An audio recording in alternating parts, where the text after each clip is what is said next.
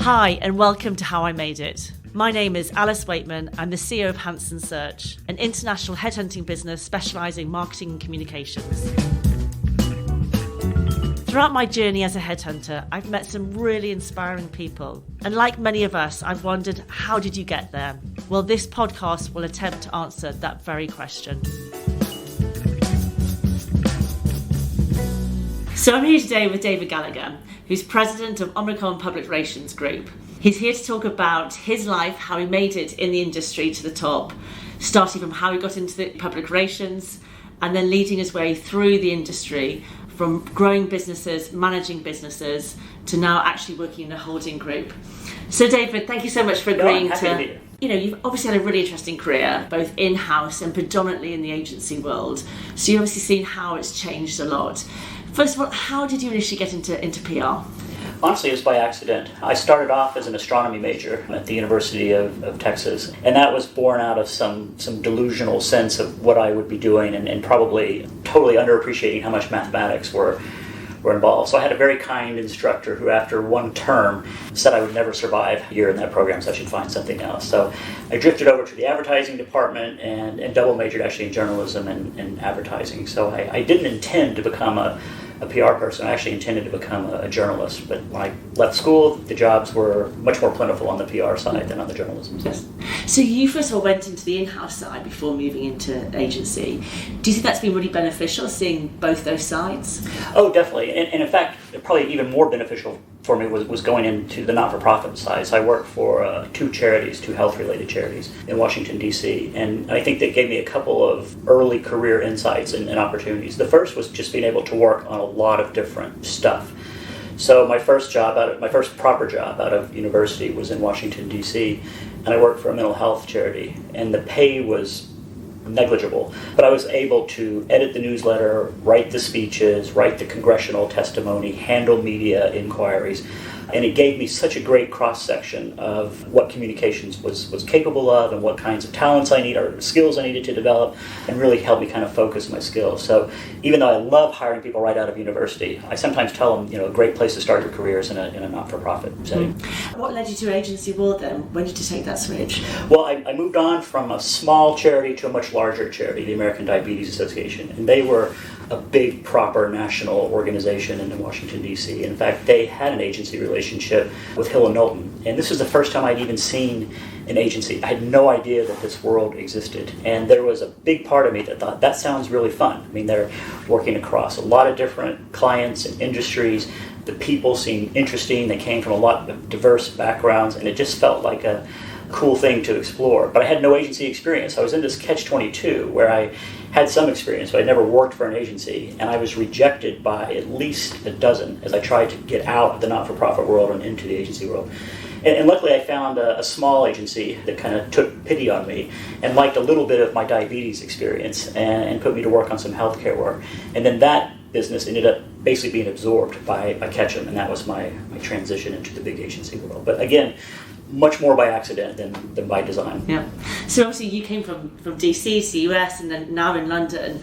What led you to come over to London, and how was that experience being an American in Britain? Yeah, so I guess if I look back and the whole story, it's going to be like a series of accidents. I mean, there wasn't a lot of design or strategy. Maybe I should try to rewrite the narrative with some purpose. But I was loving my work at Ketchum in Washington, D.C. It was fun. We were growing. I had helped set up a pharmaceutical and healthcare related business. And I think when I started, we were at 10 people, and by the time I moved to London, we were probably at 60 people. And I just happened to mention to my boss that I love my job, but I was looking for the next thing. And I didn't even really know what the next thing was. And I always remember this was on a Friday, and to his credit, on the next Monday, he said, "Would you like to go to London?" Which wasn't something I was considering, but it didn't take long to make the decision. So I came here in 2000 for what was a 2-year commitment, a 3-year maximum, and that was, of course, 19 years ago. So that too was not by design, but looking back on it, probably the most pivotal decision I made in my career in terms of making myself available to new opportunities, just putting myself on a different path than I think I would have stayed. I would have been on if I stayed in Washington. Yeah. I mean, it's interesting. So, when I look at CVs and people's experiences and offer that advice as a headhunter, and increasingly now we get asked for people who've had that global experience, actually worked in a different country. How important do you think it is in today's world in the communications industry? Well, I think in the UK industry, or anybody in Europe, I think you're compelled to have some international experience. Of course, that's going to be largely based on your language capabilities too. I think there are plenty of Americans who can work their entire career without really getting outside of the U.S. market, and maybe a few others as well. But I do think wherever you work and whatever you do, you'll be better at it if you've got a perspective that is informed by experience from outside of your home market. So it's never time poorly spent. I don't know if it's always a prerequisite, but I definitely think it's helped me in my career. And so you've had different sort of stages in your career, locations, in-house agency. Has there anyone throughout your career really sort of mentored or inspired you to make these decisions and make these changes? Yeah, well, to be fair, I couldn't name them all. I mean, there have probably been hundreds of people over my career, family, friends, colleagues, people like you, I've come into contact with that have been instrumental for me at different moments in my career. So I've started to think that maybe a more powerful idea than mentoring, although I do appreciate the power of mentorship, is the idea of surrounding yourself with a ring of people who you can tap into and ask for advice or perspective or friendly criticism when you need it, because no one person, I think, can give you the sheer diversity of perspective that your success requires. So I stopped looking for a Yoda, although I've had plenty of Yodas in my career, and started trying to maintain relationships with the people I think know me and can help me make good decisions, whether they're big or small. Great, that's really interesting. So in terms of if you were your 20-year-old self starting out in the industry and knowing with your knowledge that you have today, what advice would you give yourself? I think emotionally I'd say it's going to be okay. I think I would have told myself to relax, it's all going to be okay. And I'm not sure that my 20 or even 30-year-old self was ready to hear that. I felt like I needed to jam every possible moment into my workday, and that would end up yielding and maybe it has, it's gone all right. But I think I would have told myself to relax a little bit and enjoy things a little bit more. Practically on the professional side, I would have said write more, publish more. Of course, it's easier now than it might have been when I first started off my career. Get feedback on your work product more. It'll improve your quality immensely. And protect your relationships. Build and protect relationships. And that's one thing I look back on and think, especially as I moved abroad, I don't think I took care of some of the relationships from the beginning of my career as well as I could have. So that's my second piece of advice. That's great advice, because actually in today's world you should almost be able to build those better. When we started out in our careers, there weren't things like LinkedIn, right, exactly, or Instagram or Facebook, Twitter, yeah. So it was much more face-to-face, which is harder, but now you can nurture those relationships much easier. Totally agree. So the industry has changed a lot, it's evolved, it's much more integrated, and I guess being a leader is much more challenging in today's world. You've got many more generations under one roof than you have ever had in the workplace. So what do you think is the success or the key qualities to create success as a leader in today's market? Well, I'm of mixed views on how much change there has been. On the one hand, it's undeniable the introduction of, when I started my career, of internet-based communications, changes in journalism, changes in marketing advertising. Of course, it's without a doubt, it's massively changed. But the agency structures haven't really changed that much, and client relationship structures haven't really changed that much. And I think that's partly a source of some of the stress that we're feeling, that we may not have moved as fast as the times suggest we should. And I think everybody's rushing as quickly as they can to not just get up to today, but anticipate tomorrow. So a couple of years ago, I came across a guy based here, an academic named Julian Stodd, and he writes about social leadership. And this idea seems kind of obvious. It's not necessarily social, it doesn't have to be social leadership as in social media, although that can be a part of it. But it's recognizing that in today's workplace, especially today's hyper-connected, real-time workplace, leadership isn't as powerful when it's based on hierarchy or how high up you are on the corporate ladder. That authority is weak compared to authority that's given to you by what you've earned from the people around you. And so that's how I kind of characterize social leadership. So you have to rely on the capital that you've put into other people, the respect that you've offered to the capital they've given back to you, And you have to create things together rather than direct or even manage.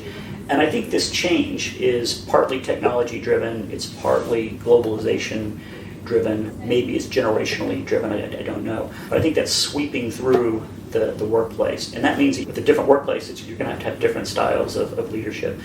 So what I try to be mindful of for myself and the people I work with is to really help them with their social leadership and using that as a source of inspiration for their teams over where they are in the hierarchy or what their title is or what sort of experience they have. Those are not as important as they used to be. So do you find you're retraining people in different ways? So it's more mentorship type leadership training rather than sort of textbook? It's all the above. I mean, this guy writes some good books on it, does some good workshops on it. So I think there are things you can sit down and learn and retrain your own mind. I think you can find different people in your environment, maybe who work with you, maybe who work for a competitor, maybe work for a client, that you can see how they manage their time, both in real life and online, and see the types of relationships that they build and how they nurture their own networks. And learn a lot that way. And you can just practice. So I spend a lot of time engaging people, listening to people, trying to understand what they are working toward. I do that in real life, but I also do it online too. And the feedback you get, of course, is immediate. So it's kind of gratifying to see that you have more of an impact by leading socially than you do if you just try to lead by authority. This all takes time, and do you think now as a leader, because there's that connectivity, because of that technology, actually people are quite time short and it's harder for people to balance work life and personal life because they're becoming more and more merged into one? Yeah, I think there's a couple of questions there. So one is, are you spending your time doing the right things? And I think it is hard to manage your time against an old hierarchy-based leadership model versus a social leadership model. So you can't keep protecting your status and worrying about your title and how you stack up politically against the others and worry about how you connect with people socially. So one has to give, and I've moved mostly, I think, towards worrying about how I connect with people socially. And I use that in a general sense, not just online, rather than what my title is or what sort of office I'm sitting in or things like that. So you can't do both of that. I think work and life balance, for me, I don't really compartmentalize well. So I bring a lot of my life into work, and then by necessity, a lot of my work ends up kind of infusing itself into life. But if you're pretty happy with both, that should be mutually positive for both, I think. Good. David, you do a lot in terms of diversity in the industry, personally, and also Omnicom does a lot. Can you tell us a little bit about what you've done, but also the positive changes that you're seeing businesses are making and the actions that have led to those positive changes that you're happy to share? Yeah, well, honestly, Omnicom has done a lot in this space, and there are people driving that have done a lot more than I have, so I don't want to take any credit for what they've done. But I have been really appreciative for people's willingness within this organization and within the wider industry too. I know there are others at some of our colleague agencies that do this too, but really taking a hard look at the workplace, how it's composed right now, and where the gaps are. And there's some obvious gaps, especially in gender and leadership in the agency community, a lot of ethnic and socioeconomic gaps, and a lot of work left to be done. But I think I'm so impressed by people's willingness to quit apologizing or explaining away those gaps and saying, okay, let's be really real. Our workforces do not reflect the communities that they serve, and we have to take some hard steps towards that. So Omnicom has done that across the board, not just the PR businesses. You and I know Women in PR and some other groups, the PRCA, CIPR, I think all take this very seriously. I still think there's a huge amount of work to be done. And my personal view is that it's not attitudinal, it's not making people more aware of it necessarily, although that could be part of it. I think structurally, the industry makes it very difficult for people who are not supplemented at the early parts of their career to work in the business. And so we end up with a pre-selected group, socioeconomically, of employees. And I think until we think about how we pay at the beginning stages of the career, we're not going to see the kinds of changes that we would like. Are there any initiatives that are happening within the group that are helping that to drive more social and economic diversity through apprenticeship? Yeah, in this group and in the industry at large, there's apprenticeship schemes, there are different graduate schemes, there's some schemes that don't require a graduate degree. I think those are all great experiments and ways to look at how we can diversify the workforce. But they're still kind of tinkering around the edge. So it's going to take something else, I think. And I don't know what that could be, but it's going to take a higher level commitment, I think, to really diversify workforces. One thing I do think is helpful is clients asking for it. And so you do have clients saying, I need to see an account team that looks like the community that I'm trying to engage. And if you don't, I'll give it to somebody who does. So that kind of pressure, I think, is positive. And I think that will yield some benefits. I mean, absolutely sort of driven from clients. And I was listening to someone tell me about, it's part of people's appraisals and promotions in terms of if they're needing to hire more diverse teams. It's actually now written into the to force change, and that will change. That will force change. So we've personally discussed a lot about sort of future of work, and you've mentioned how businesses are changed, structural changes are happening or need to happen. How do you see the sort of the future of work in terms of those structures within agencies? Do you think changes are happening there, and are they have a positive impact in terms of people's working environment? Yeah. Well, as you know, I've kind of followed your lead on a lot of this, and you've been a pioneer in terms of understanding different ways that the clients can engage talent, and you help agencies do that, but you help clients do that directly too. And I do think that there's a lot of unexplored territory between the traditional agency model, where people show up to an office every day and work for a client, and then freelancers who work completely on their own and try to drum up business and keep things going on their own. There's definitely room and opportunity for hybrid models, and for people to get the best of both worlds, for clients to get the confidence that the people that come to them, whether they come through an agency or through some other collective, will have an acceptable level of skills and ethics and commitment. I think for employees, there are more options now than there were before in terms of how they want to work. And I think for agencies now, we're beginning to see that we can be much more flexible and accommodating to our people in terms of how they want to work, where they want to work, what kind of hours they want to keep. And a lot of this is technology enabled, but I think it's also just a changing attitude that where and how people work is less important than finding the right people and giving them the right opportunities. And do you think it has an impact on culture when you haven't got everyone in a room together? Yeah, and I think that's probably the biggest criticism I hear from the agencies in terms of, it is sometimes hard to maintain day-to-day team cohesion. So I think you have to put the right sorts of management measures in and making sure that people are together, some amount of time, some minimal amount of time to make sure that they understand each other and know how to work. It changes the dynamic in the office too, if it's a quiet day versus a loud day. But overall, I find that the cultures are thriving. The more flexible they come with the time and space for the people, the more they thrive. Because I think they attract a different kind and wider base of talent. Absolutely, and it's a creative world, and so if we can enable people to think more creatively and have a space to think creatively, then it can only be but a good thing. Let's talk about some challenges that you see over the next sort of few years. How do you see the industry evolving, and what challenges will people have to face? Well, I think all the changes that we've been talking about, I mean, we talk about these in positive terms, but change is stressful and difficult. And I can see there being a downside to some of the changes that we're talking about. Changing the workplace is going to require people to have different styles and approaches to management. And if you've grown up running things one way for 20 or 30 years and now you're asked to do it a different way, that can be stressful. And I can see that having an impact. I think just the role of technology and the way we do our work, I see now haves and have-nots in terms of people who are confident and competent and confident in their digital skills versus those who are not. And it's crazy to me that we're still talking about this after this time. So that is going to cause stress. And then I just think there are bigger macro business, political challenges that we're just now feeling kind of the early warning tremors for bigger things left to happen. And that's going to be opportunities for some businesses, but it's going to really challenge a lot of other businesses. Talking outside of the agency world, the marketing world. So I think the business landscape in 5 or 10 years is going to look a lot different than it does right now in ways that we can't even imagine. If you think that Twitter wasn't even around in 2007, 12 years ago, the entire landscape is changing so quickly that it's inevitable that it's going to cause a lot of stress. So mental health in the workplace is...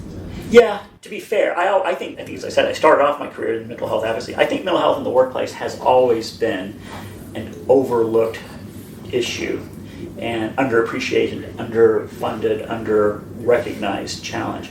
It's hard to pull people out of their homes and families and send them to an office in a stressful environment and expect them to have no problems dealing with that. It's hard. I mean, work is hard, and it takes a lot of resilience, and I think that the fact that we're just now coming around to understanding how much pressure we put people under and how hard it is to keep everything moving in the right direction and maintain some sort of sense of self is difficult. So I'm glad that we're finally getting there. I don't think there's a sudden surge of mental health issues. I think it's always been there, and it's just better recognized and diagnosed now.